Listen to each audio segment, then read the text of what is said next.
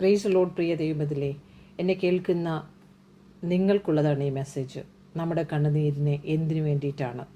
നമ്മൾ കടന്നു പോകുന്ന ഈ പ്രശ്നങ്ങൾ എന്തുകൊണ്ടാണ്?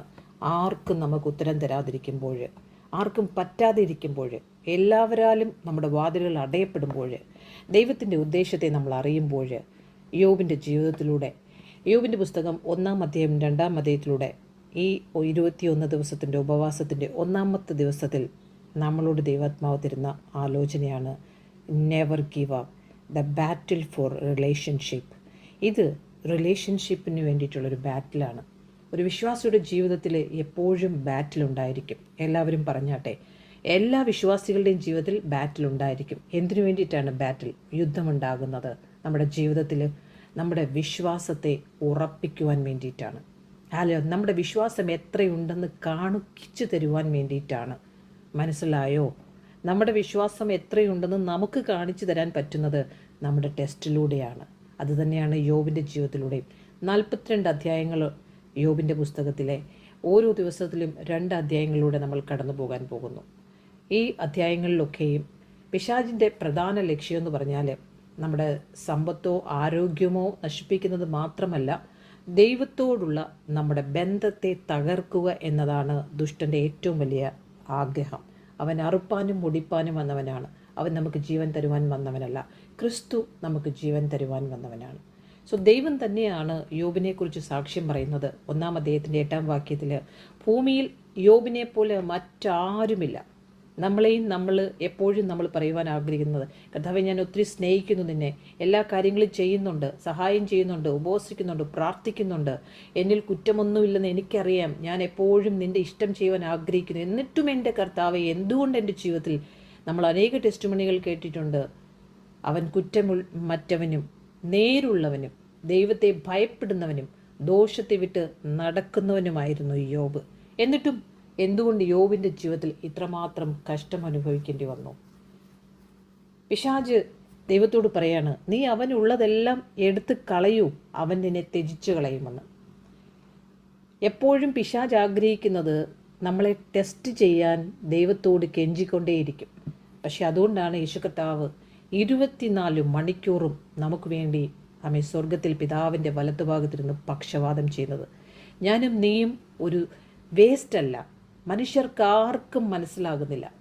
യോബിൻ്റെ ജീവിതത്തിലെ യോബ് കാണുന്നത് ഈ ഭൂമിയിലുള്ള കാര്യങ്ങളാണെങ്കിൽ അതിൻ്റെ ബിഹൈൻഡ് ദ സീനിൽ ദൈവത്തിൻ്റെ കരം പ്രവർത്തിക്കുന്നത് യോബിന് കാണാൻ സാധിക്കുന്നില്ലായിരുന്നു. അവനുള്ളതെല്ലാം എടുത്തു കളഞ്ഞു. പക്ഷെ അവൻ ദൈവത്തെ ത്യജിക്കാനിടയായില്ല. പിശാചിന് യോബിൻ്റെ ആടുകളിലോ ഒട്ടകങ്ങളിലോ സമ്പത്തിലോ താല്പര്യമല്ലായിരുന്നു. അവൻ ലക്ഷ്യമിട്ടത് ദൈവത്തിൻ്റെ ഉള്ള യോബിൻ്റെ ബന്ധത്തെ തകർക്കുക എന്നതാണ്. ഒന്നിനു പുറകെ ഒന്നായി ഒരു നിമിഷം കൊണ്ട് പല സ്ഥലത്തു നിന്നും മെസ്സേജ് വരികയാണ്. ഓരോരുത്തർ രക്ഷപ്പെടുകയാണ്. അവർ ഈ മെസ്സേജ് കൊണ്ടുവരികയാണ്. ദുഃഖകരമായ വാർത്ത തുടർച്ചയായി യോബിൻ്റെ ജീവിതത്തിൽ ഓരോന്നായി കടന്നു വന്നു. പക്ഷേ ദൈവത്തിൻ്റെ അറിവില്ലാതെ, അനുവാദമില്ലാതെ ഒന്നും സംഭവിക്കുന്നില്ലെന്ന് യോബിന് വ്യക്തമായി അറിയാമായിരുന്നു. യോബ് അത്രമാത്രം ദൈവത്തെ സ്നേഹിച്ചിരുന്നു. നമ്മുടെ സ്നേഹം അങ്ങനെയുള്ളതാണോ? യോബ് പറഞ്ഞത്, യഹോവ തന്നു, യഹോവ എടുത്തു, യഹോവയുടെ നാമം വാഴ്ത്തപ്പെടുമാറാകട്ടെ. ഡെവിൽ ഇവിടെ എക്സ്പെക്റ്റ് ചെയ്തത് യോബ് ഇപ്പം ദൈവത്തെ ശപിക്കുമെന്നാണ്. പക്ഷേ ശാപത്തിനു പകരം യോബ് നൽകിയത് ആരാധനയാണ്. അതുകൊണ്ടാണ് പറയുന്നത്, ജീവനുള്ളതൊക്കെയും യഹോവയെ സ്തുതിക്കട്ടെ എന്ന്. 2-ാം അധ്യായത്തിലേക്ക് നമ്മൾ കടന്നു വരുമ്പോൾ തൻ്റെ ഭാര്യ പറയുന്നുണ്ട്, നീ അവനെ വിട്ടു പൊയ്ക്കൂടെ, നീ പോയി ചത്തൂടെ. രണ്ടാമതും യോബിനെ തൊടുവാനായി അവന് സമാധാനമില്ല. അവൻ്റെ എല്ലാ സ്വത്തുക്കളും അവൻ്റെ സമ്പാദ്യങ്ങളും അവൻ്റെ ക്രെഡിറ്റും അവൻ്റെ സമൂഹത്തിലുള്ള വിലയും എല്ലാം നഷ്ടപ്പെടുത്തിയിട്ടും ചോദ്യചിഹ്നമായിട്ടും ഇനി അവൻ്റെ ശരീരത്തിന് വേണ്ടിയിട്ടാണ് വാദിക്കുന്നത്. പക്ഷെ ദൈവം അവനോട് പറയുന്നുണ്ട്, ഒരു പരിമിതിയുണ്ട്. പക്ഷേ പിശാചിന് പരിമിതികൾ കൊടുക്കും, ദൈവത്തിന് പരിമിതിയില്ല. അവൻ്റെ ശരീരത്തെയും തൊടുവാൻ, അവൻ്റെ ജീവനെ തൊടാൻ ദൈവം അനുവദിക്കില്ല.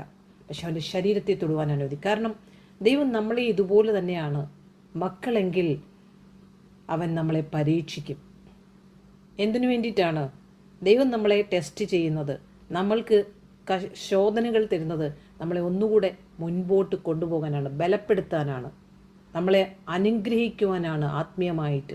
പലരും പറയും ദൈവം പരീക്ഷിക്കുന്നില്ല, ദോഷങ്ങളാൽ അവൻ പരീക്ഷിക്കുന്നില്ല. പക്ഷേ നമ്മുടെ നന്മയ്ക്ക് വേണ്ടിയിട്ടുള്ള ചില പരീക്ഷണങ്ങൾ യോബിൻ്റെ ജീവിതത്തിനെ പോലെ നമ്മുടെ ജീവിതത്തിലും വരും. ഇതിലൂടെ നമ്മളെ മനസ്സിലാക്കും നമ്മൾ ശക്തന്മാരായ വിശ്വാസികളാണെന്ന്. പരീക്ഷണമെന്ന് പറയുന്നത് വിശ്വാസം തകർക്കാൻ വേണ്ടിയിട്ടല്ല, നമ്മുടെ വിശ്വാസം ശക്തമാക്കാൻ വേണ്ടിയിട്ടാണ്. Just as gold becomes purer than through fire, faith becomes stronger through trials. നമ്മുടെ ട്രയൽസിലൂടെയാണ് ദൈവം നമ്മുടെ ആ ഫെയ്ത്ത് സ്ട്രോങ്ങർ ആകുന്നത്, ട്രയൽസിലൂടെയാണ്. ഇത് മനസ്സിലാക്കിയ ഒരു ദൈവ പൈതൽ ഏത് ട്രിബുലേഷനിലും മിണ്ടാതെ ഇരിക്കും, അവനെ സ്തുതിച്ചുകൊണ്ടേയിരിക്കും. കാറ്റിനെ നേരിടുന്ന വൃക്ഷമാണ് കൂടുതൽ ആഴത്തിൽ വേരുറയ്ക്കുന്നത് നമുക്കറിയാം. കൊടുങ്കാറ്റുകൾ ആഞ്ഞടിക്കുമ്പോൾ ഇതുപോലെ തന്നെ ഒരു മരം ഉറച്ചു നിൽക്കുമ്പോൾ അത് വീഴുകയില്ല. എത്ര പ്രതികൂലമായ പ്രശ്നങ്ങൾ നമ്മുടെ ജീവിതത്തിൽ നേരിട്ടാലും, നമുക്ക് സഹിക്കാവുന്നതിനപ്പുറം കഷ്ടം വന്നാലും നമ്മൾ നിലംപരിചാകാൻ ദൈവം അനുവദിക്കത്തില്ല. യോബിൻ്റെ ജീവിതത്തിലും ഈ കഷ്ടത്തെ സമയത്ത് 3 സഹോദരന്മാർ വന്നിരുന്നു. ഈ യുദ്ധം അവർക്ക് പോലും മനസ്സിലായില്ല. അവനും അവരോടുകൂടെ അവനും ഇരിക്കുകയാണ്. പക്ഷേ ഈ യുദ്ധം അവൻ്റെ സമ്പത്ത് നഷ്ടപ്പെടുത്താൻ വേണ്ടിയിട്ടായിരുന്നില്ല, മുഴുവനും അവൻ്റെ ആരോഗ്യത്തിനെ നഷ്ടപ്പെടുത്താൻ വേണ്ടിയിട്ടായിരുന്നില്ല, ദൈവത്തോടുള്ള ബന്ധത്തിന് വേണ്ടിയിട്ടായിരുന്നു. പ്രിയ ദൈവപേതിലെ നമുക്ക് മനസ്സിലാകുന്നുണ്ടോ? നമ്മുടെ ജീവിതത്തിൽ നമ്മൾ കർത്താവിനെ സ്വീകരിച്ചപ്പോൾ, വിശ്വാസിയായപ്പോൾ ദൈവം ആഗ്രഹിക്കുന്ന ഒറ്റ കാര്യമാണ്, ക്രിസ്തുവിൻ്റെ സ്നേഹത്തിൽ നിന്ന് നമ്മെ ആർ വേർപിരിക്കും? മരണത്തിനോ ജീവനോ മറ്റൊരു സൃഷ്ടിക്കോ ക്രിസ്തുവിലുള്ള ദൈവസ്നേഹത്തിൽ നിന്ന് നമ്മെ വേർപിരിക്കാൻ കഴിയുകയില്ല എന്ന് നമ്മളെ കൊണ്ട് ഉറപ്പിക്കുകയാണ് ദൈവം. ഇതാണ് ദൈവത്തിൻ്റെ ഉദ്ദേശം. റോമാലേഖനം 8-ാം അധ്യായത്തിൻ്റെ 35 മുതൽ 39 വരെയുള്ള വാക്യങ്ങൾ നമ്മൾ വായിക്കുമ്പോൾ ഇത് കാണാം. ക്രിസ്തീയ ജീവിതത്തിൻ്റെ ഹൃദയം ദൈവത്തോടുള്ള ബന്ധമാണ്. നമുക്ക് തന്ന ഹൃദയം ദൈവവുമായിട്ട് കണക്റ്റഡ് ആയിരിക്കാൻ വേണ്ടിയിട്ടാണ്. പക്ഷേ ഇന്ന് നമുക്കത് മനസ്സിലാകുന്നില്ല. നമ്മളുടെ മക്കളിലൂടെ, ഭർത്താവിലൂടെ, കുഞ്ഞുങ്ങളിലൂടെ എല്ലാവരിൽ നിന്നും ദൈവം ആഗ്രഹിക്കുന്ന ഇതാണ്. നിന്റെ സ്നേഹവും വിശ്വാസവും ദൈവത്തോടുള്ള ബന്ധവും തന്നെയാണ് പരീക്ഷിക്കപ്പെടുന്നത്. പരീക്ഷണങ്ങൾ വരാം, കൊടുങ്കാറ്റുകൾ വരാം. എന്നാൽ ക്രിസ്തുവിനോടുള്ള ബന്ധം ഉറച്ചു നിൽക്കുമ്പോൾ പിശാചിന് ജയിക്കാൻ കഴിയുകയില്ല. ക്രിസ്തുവിനോടുള്ള ബന്ധം എല്ലാ പരീക്ഷകളിലും വലുതാണ്. ഏത് പരീക്ഷകൾ വന്നാലും അതിനെ ജയിക്കുവാനുള്ള കൃപ കർത്താവ് നമുക്ക് തരും.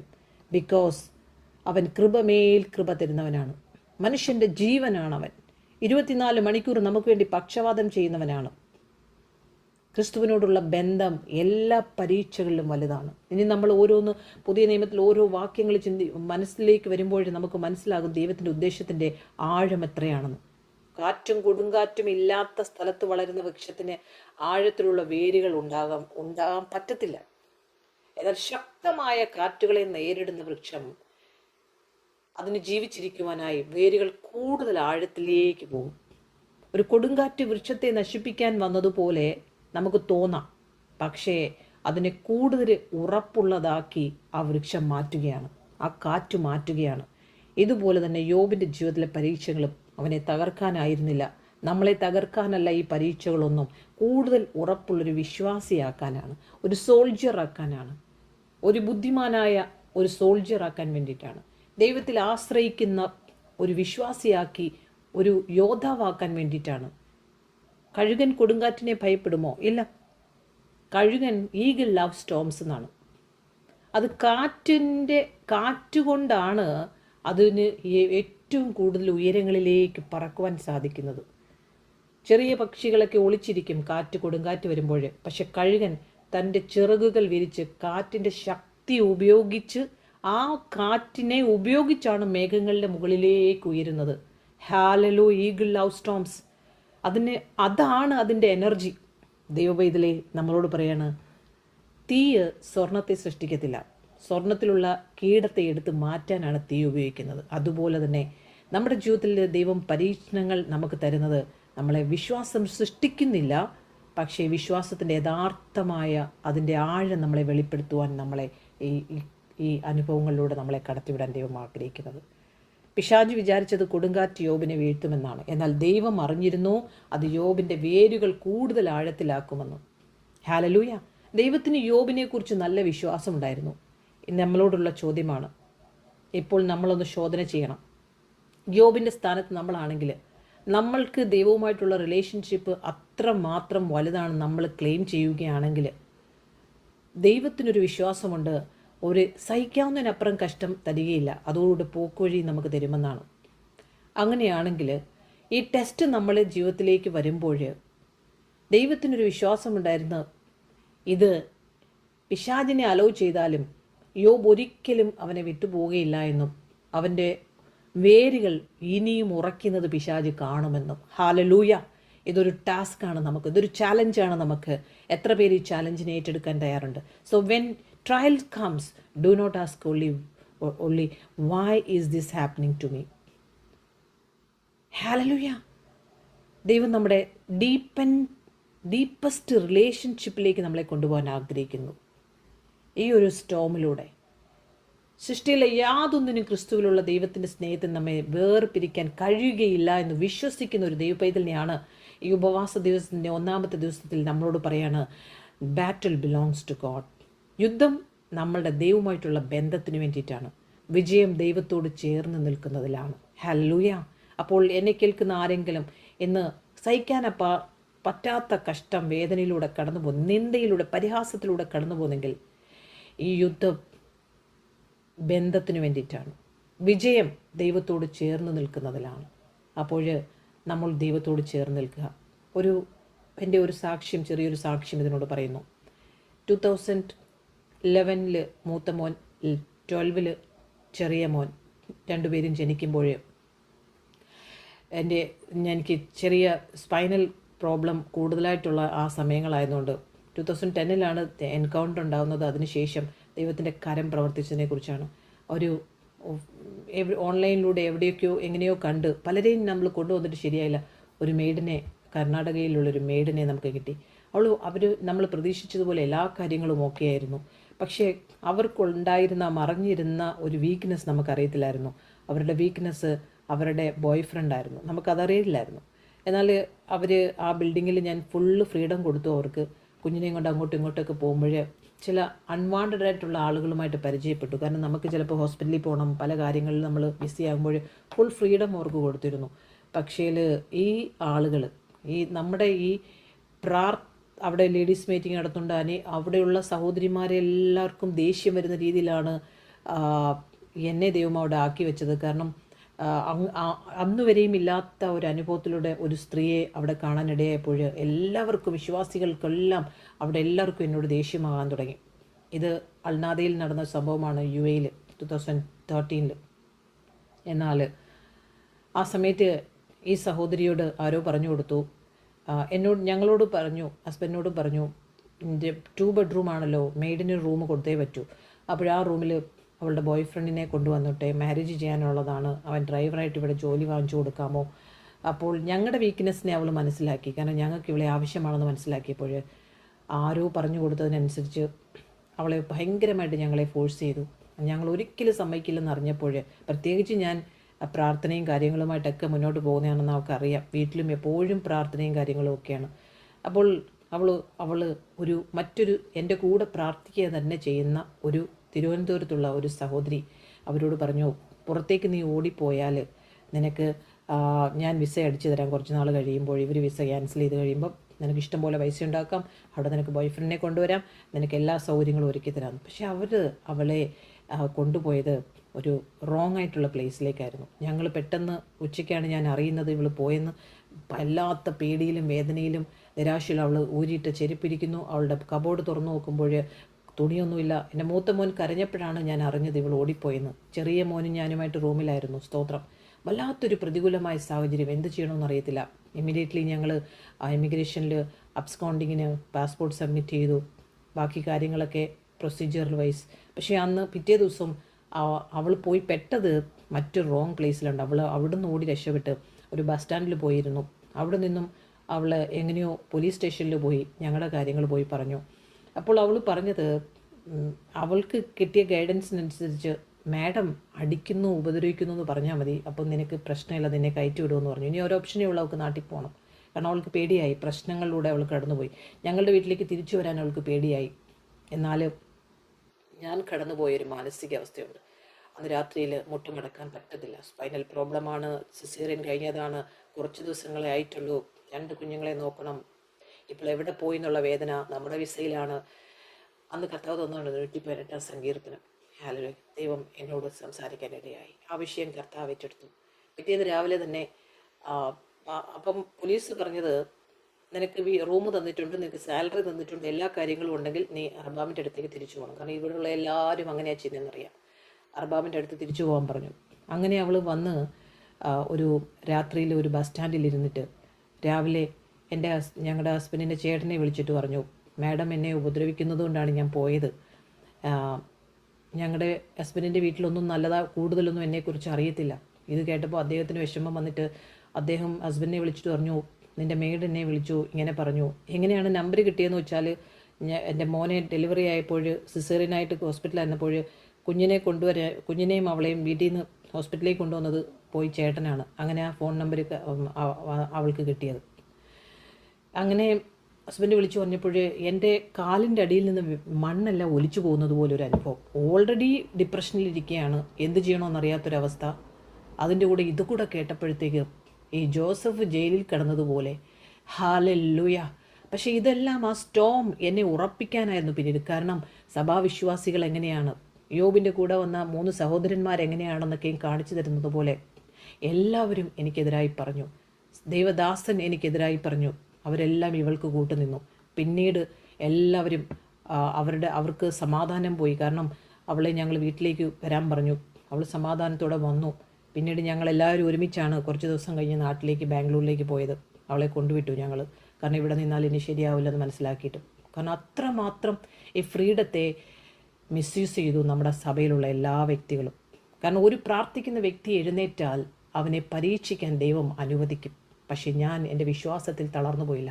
ഞാൻ മുറുകെ പിടിച്ചത് എൻ്റെ കർത്താവിലാണ്. ഇന്നും ഞാൻ ഈ ദേശത്ത് വിശ്വാസത്തോട് നിൽക്കുന്നു. പക്ഷേ ഈ പറഞ്ഞ വ്യക്തികളൊന്നും ഈ ദേശത്ത് ഇല്ല. മാക്സിമം ആളുകളും ഇല്ല. ഉള്ളവരുണ്ടെങ്കിൽ വല്ലാത്ത ശോധനയിലൂടെ കടന്നു പോകുന്നു. കാരണം അവരൊന്നും ആശ്രയിച്ച ദൈവത്തിലല്ല. ഒരു ദൈവ പൈതലിനെ പരീക്ഷിക്കാൻ ചിലരെയൊക്കെ അനുവദിക്കും. പിശാജ് പാറ്റുവാൻ നോക്കും പത്രോസിനെ. പക്ഷെ ദൈവം അവനെ അനുവദിക്കത്തില്ല. ഒരിക്കൽ നീ തിരിച്ചു വന്ന്, ഞാൻ നിനക്ക് വേണ്ടി പ്രാർത്ഥിച്ചു, നീ ഒരിക്കൽ തിരിച്ചു വന്ന് നിൻ്റെ സഹോദരന്മാരെ ബലപ്പെടുത്തുക. ഈ വചനമാണ് കർത്താവ് എനിക്ക് എൻകൗണ്ടറിൽ തരുന്നത്. Hallelujah. Thank you Holy Spirit. പ്രിയ ദൈവവേദിലെ, നമ്മളൊരു അവസ്ഥയിലൂടെ കടന്നു പോകുമ്പോൾ ആ നിന്ദ ഇതുവരെയും മാറിയിട്ടില്ല. ഇന്നും അത് എല്ലായിടത്തും ഫ്ലാഷാണ്. ഞാൻ ഉപദ്രവിക്കുന്നവളായിരുന്നു, അങ്ങനെയെല്ലാം പറഞ്ഞു. പക്ഷേ എൻ്റെ ഹസ്ബൻഡിന് അന്ന് ഭയങ്കര വിഷമമുണ്ടായി. കാരണം മാക്സിമം എങ്ങനെയായിരുന്നു എന്നോടുള്ള ആ വിശ്വാസം ഹസ്ബൻഡിൽ വർദ്ധിക്കുവാനിടയായി. മറ്റുള്ളവരെല്ലാം എന്നെ ഇന്നും കുറ്റക്കാരായിട്ട്. പക്ഷെ അതിനുവേണ്ടി ഞാൻ പ്രാർത്ഥിക്കാൻ പോയിട്ടില്ല. ആ വിഷയം എൻ്റെ സഹോദരൻ പറഞ്ഞതുപോലെ കടലിൽ ഒരു ശകലം നീലമൊഴിക്കുന്നത് പോലെ എനിക്ക് തോന്നിയിട്ടുള്ളൂ. കാരണം ആ വിഷയം എൻ്റേതല്ല. എന്നെ ബലപ്പെടുത്തുവാൻ, എന്നെ പണിയുവാനായി എനിക്ക് വന്നൊരു ടെസ്റ്റായിരുന്നു അത്. ഹല്ലേലൂയ. പ്രിയ ദൈവത്തിലെ, യുദ്ധം ദൈവമായിട്ടുള്ള ബന്ധത്തിന് വേണ്ടിയിട്ടാണ്. ഒരു വലിയ ടാസ്ക് നമ്മളെ ഏൽപ്പിക്കണമെങ്കിൽ, വലിയൊരു ദൗത്യം നമ്മളെ ഏൽപ്പിക്കണമെങ്കിൽ വലിയ സ്റ്റോംസിലൂടെ നമ്മളെ കടത്തിവിടും. എബ്രായ ലേഖനം 12-ാം അധ്യായത്തിന് 9 മുതലുള്ള വാക്യങ്ങളിൽ പറയുന്നു, ദൈവത്തിൻ്റെ മക്കളാണെങ്കിൽ അവൻ നമ്മെ ശിക്ഷിക്കും. കൗലടയന്മാരാണെങ്കിൽ ശിക്ഷിക്കത്തില്ല. സ്വന്തം അപ്പനാണെങ്കിൽ, സ്വർഗത്തിലെ അപ്പൻ നമ്മുടെ സ്വന്തമായതുകൊണ്ടും നമ്മളെ ഒരു യോദ്ധാവായി യുദ്ധത്തിന് മുന്നിൽ നിർത്തുന്നത് കൊണ്ടും നമുക്ക് ചെറിയ ടെസ്റ്റൊന്നുമല്ല, വലിയ ടെസ്റ്റുകളെ ദൈവം തരും. Never give up. ഇതെല്ലാം നമ്മുടെ ബന്ധം വർദ്ധിപ്പിക്കുവാൻ വേണ്ടിയിട്ടാണ്. ഒരു ടെസ്റ്റും നമ്മളെ നശിപ്പിക്കാനല്ല. മാക്സിമം യോബിനെ പരീക്ഷിക്കുവാൻ ദൈവം അനുവദിച്ചു. നിങ്ങൾ നോക്കിക്കോ, 1-ാം അധ്യായത്തിൽ തന്നെ ഇപ്രകാരം പറയുന്നത് വളരെ വേദനയാണ്. ദൈവത്തിൻ്റെ തീ ആകാശത്തു നിന്ന് വീണെന്നാണ് 16-ാം വാക്യത്തിൽ. അപ്പോൾ അവർ കാണുന്നത് ദൈവം അവനെ പരീക്ഷിക്കുന്നതായിട്ടാണ്. പക്ഷേ ദൈവം അലൗ ചെയ്യുന്നതാണ് പിശാചിനെ. നമ്മുടെ ജീവിതത്തിലും ഇങ്ങനെ തന്നെയാണ്. Never give up. നമ്മുടെ റിലേഷൻഷിപ്പ് വർദ്ധിക്കട്ടെ. ദ ബാറ്റിൽ ഫോർ റിലേഷൻഷിപ്പ് എല്ലാവരുടെയും ജീവിതത്തിലുണ്ടാകും. പക്ഷെ നമ്മൾ ജയിക്കണം. എത്ര പേര് ആമേൻ പറയാൻ പറ്റും? Never give up. ഉപവാസത്തിൻ്റെ 1-ാം ദിവസത്തിൽ ദൈവാത്മാവ് നിങ്ങളോട് സംസാരിച്ചു എന്ന് വിശ്വസിക്കുന്നവർ ആമയെ സന്തോഷിക്കുക, അവനെ മഹത്വപ്പെടുത്തുക. Keep relationship with God. God has a great plan about you. ആമേൻ. സോ പിശാചിൻ്റെ ഇഷ്ടം നമ്മുടെ ദൈവമായിട്ടുള്ള റിലേഷൻഷിപ്പ് തകർക്കുക എന്നുള്ളതാണ്. His ultimate goal is to break your relationship with God. പക്ഷേ ദൈവത്തിൻ്റെ ഉദ്ദേശം എന്താണെന്ന് അറിയാമോ? ദൈവത്തിന് അറിയാമായിരുന്നു യോബിൻ്റെ വേരുകൾ വീണ്ടും ഉറയ്ക്കുമെന്ന്. എത്ര വിശ്വാസമാണത്! ആ വിശ്വാസം നമ്മളിലും ഉണ്ടാകട്ടെ. God has a great plan about U, never give up. കർത്താവേ, നിന്റെ സന്നിധിയിലേക്ക് ഞങ്ങൾ കടന്നു വരുന്നു. ഞങ്ങളെ നിർത്തിയ കൃപയ്ക്കായി സ്തോത്രം. ഈ ഉപവാസത്തിൻ്റെ 1-ാം ദിവസത്തിൽ ഞങ്ങളോട് വ്യക്തമായി സംസാരിച്ചതിനായി സ്തോത്രം. ഏത് പരീക്ഷകൾ, ഏത് പ്രതികൂലങ്ങൾ, എത്ര നിന്ദാകരമായ വിഷയങ്ങൾ ഞങ്ങളുടെ ജീവിതത്തിൽ കടന്നു വന്നാലും അതിൻ്റെ പുറകിലുള്ള ദൈവകരത്തിനായി ഞങ്ങൾ സ്തോത്രം ചെയ്യുന്നു. 24 hours ഞങ്ങൾക്ക് വേണ്ടി പക്ഷവാദം ചെയ്യുന്ന കർത്താവിനായി സ്തോത്രം. ഞങ്ങൾ നിന്നിൽ തന്നെ വിശ്വസിക്കുന്നപ്പാ. ഹല്ലേലൂയ. അത് അപ്രകാരം ഞങ്ങളുടെ വിശ്വാസം വർദ്ധിക്കട്ടെ. യേശുവിൻ്റെ നാമത്തിൽ ആമേൻ, ആമേൻ, ആമേൻ. Never give up. God has a great plan about U.